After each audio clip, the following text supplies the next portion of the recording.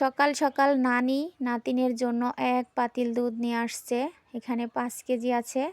1 KG জাল দিতে নিল আর বাকিগুলো বোতলে ভরে রেখে দিল ফ্রিজে। আর এদিকে আমি রুটি বানিয়ে নিচ্ছি, কারণ আমার হাজব্যান্ড তো সকাল বিকাল 2 বেলা রুটি খায়।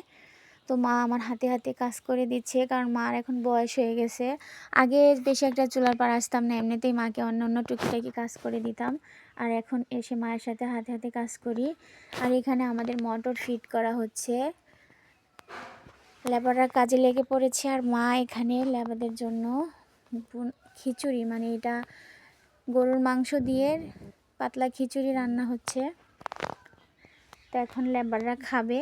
আর এদিকে ছোট ভাইয়ের বউ বাজারগুলো গোছগাছ করে রেখে দিচ্ছে, কারণ আজকে আমাদের দেশের বাজার, তো সেখান থেকেই তো অনেকগুলো বাজার নিয়ে আসছে। তো দেশ গ্রামে এই জিনিসটা অনেক বেশি ভালো লাগে। তরতাজা মাছ তরকারি খুব সুন্দর পাওয়া যায়, নদীর টাটকা টাটকা সব কিছু।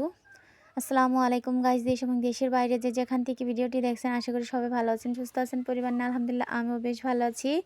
তো এই তো ছোটো ভাইয়ের বউটা এখন রান্না করতে বসে পড়েছে। রান্নাগুলো আমি সুন্দর মতো গুছিয়ে দিয়েছি। তো তরকারিটা কিন্তু আমারই রান্না করতে হবে, কারণ আমার হাজব্যান্ডের তরকারি রান্না করতে আমার মা আর আমার ছোটো ভাইয়ের বউ অনেক বেশি ভয় পায়। সেদিন আমার ননদের বাসায় গেছি, ও আমাকে দিয়েই রান্না করিয়েছে, বলছে ভাইয়া আবার আপনার হাতে রান্না ছাড়া পছন্দ করবে না, আপনিই রান্না করেন। তো এই কারণে রান্নাটা আমারই করতে হয়। তো উনি আবার কেমন যেন আর কি রান্না একটু উলটপালট হলে খেতে পারে না। তো এখানেই তো লাউয়ের তরকারি রান্না করা শেষ। এখন লাউয়ের সিলকাটা আলু দিয়ে ভাজি করে নিলাম, ডালটা আগেই রান্না করে নিয়েছি। তো রান্নাটা হয়ে গেছে। আর এদিকে মিস্ত্রিরা কাজগুলা করে নিচ্ছে। তো এই তো